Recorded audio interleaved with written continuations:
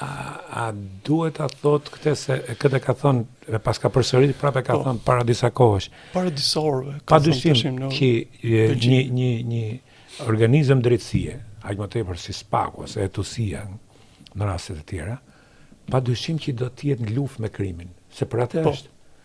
Por a duket si dobësi në mendimin tuaj kjo që ka del Domani dhe thot po kërcënohemi nga krimi dhe po kërcënohemi nga politika?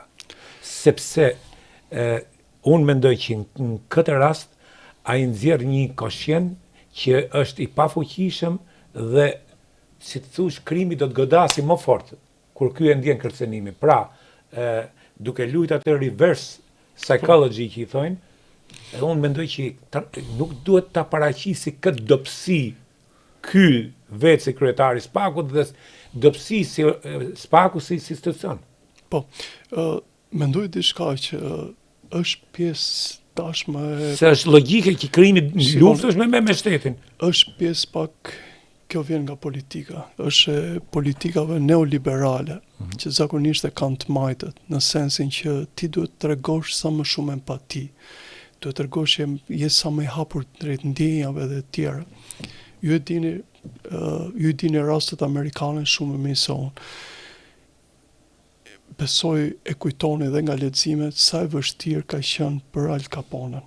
Në qoftë se nuk do ishe Elliot Ness, një prokuror shumë kishte korruptu gjithaj me policie me gjithë. Absolutisht.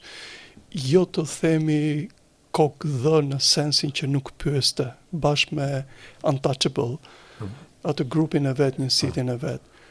Por mos ishte vullneti dhe dëshira për të thyer turit njeriut më të fortë të Amerikës. Asgjë nuk do ndodhte me Al Capone. Dhe ju e dini që Al Capone u prek për tax invasion. Për atë që nuk duhet prekej aq shumë sa për tjerat që kishte vrarë, kishte prerë e tjera. Por të duhen individ të tillë, të cilët veprojnë edhe me metoda gati dragoniane.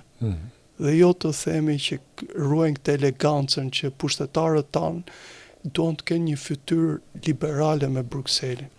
Po ju e thatë shumë mirë. Ai që merret me drejtësinë nuk duhet të jetë i butë, nuk duhet të jetë. Ai duhet të jetë i ashpër, sidomos për vende si Shqipëria.